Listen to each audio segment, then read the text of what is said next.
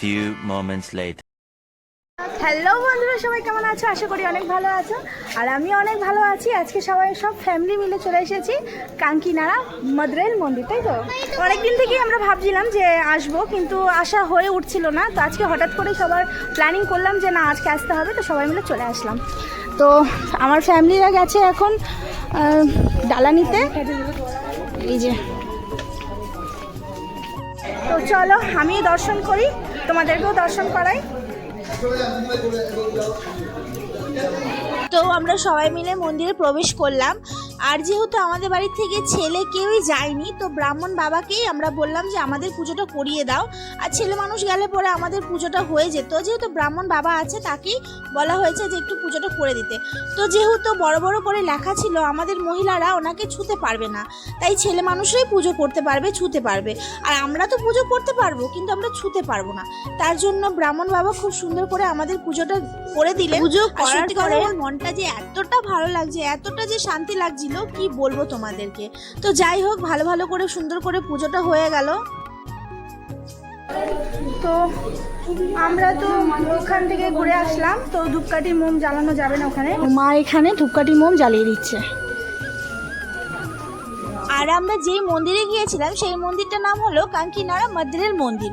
এই মন্দিরটা খুব একটা বড়ও না, খুব ছোটও না, প্রায় অনেক লোকই যাওয়া আসা করে। মানে এই মন্দিরটা না, সত্যি কথা বলতে ছোট জায়গায়, ভিতরে জায়গায়, কিন্তু মন্দিরটা খুব সুন্দর, জায়গাটা খুব সুন্দর। বাচ্চাদের খেলার জায়গা আছে, আবার এখানে 3টে মন্দির আছে, যেটা হচ্ছে বাবা বজরংবলীর মন্দির একটা, আর মা আর মহাদেব আর মা পার্বতীর একটা মন্দির আছে, আবার খাটুশ্যাম বাবারও মন্দির আছে।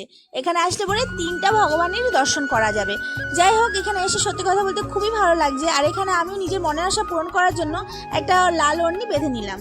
তো এখানে খাটুশ্যাম বাবারও মন্দির আছে, কিন্তু সেটা কটার সময় খুলবে?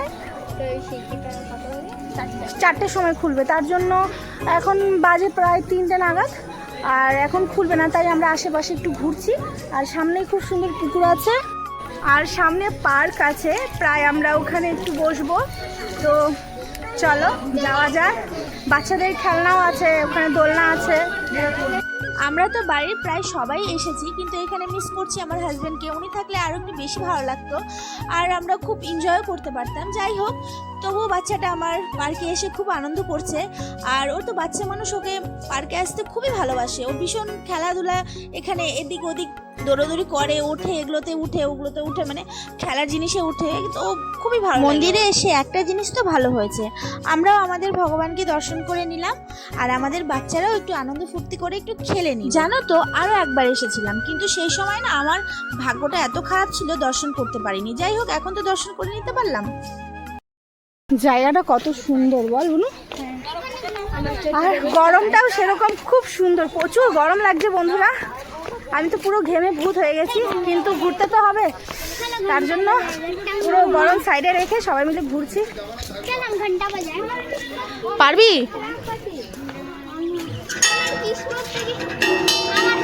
ভাগ্যটা কি এতই খারাপ, দেখো তো, জুতা ছিঁড়ে গেছে।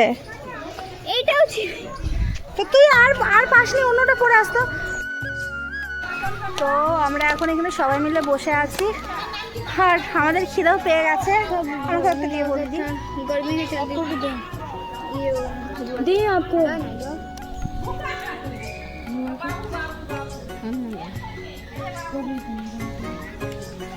আর বাচ্চারা নিচে সবাই খেলছে, আমরা খাচ্ছি। এখন আমরা যাব দোকানে একটু কিছু খেতে, যেহেতু বাচ্চারাও আছে, ওদেরও খিদে পেয়েছে। আসো আসো, বৃষ্টি তো পড়ছে। আর জানো তো, বলতে বলতে এত জোরে বৃষ্টি এসেছিল, মানে প্রচুর জোরে বৃষ্টি এসেছিল। আর আমাদের আরো একটা মন্দির দর্শন করার কথা ছিল, আমরা যেই টোটোতে ভাড়া করে গেছিলাম, তিনি আবার আরেকজনের কথা দিয়ে দিয়েছিল, উনি আবার অন্য একজনের ভাড়া নিয়ে নিয়েছিল। তার জন্যই আমরা আর দর্শন করতে পারিনি, উনি অনেক তাড়াহুড়া করছিল, তার জন্য আমরা ওখান থেকে বেরিয়ে এসেছি। তো বন্ধুরা, প্রচুর বৃষ্টি পড়ছিল, আর সময়ও হয়ে গেছে। আমরা খাটুশ্যাম বাবার মন্দিরে যেতে পারলাম না, অন্য সময় এসে ঘুরবো। তো এখন আমরা যাচ্ছি বাড়ি, কি করা যাবে, আর ঘোরা হলো না। আর এত জোরে বৃষ্টি পড়ছে, আর যেই টোটোতে করে আমরা এসেছি তার ভাড়াও ছিল, তার জন্য তাড়াতাড়ি বাড়ি যেতে হবে। পুরো কষ্ট।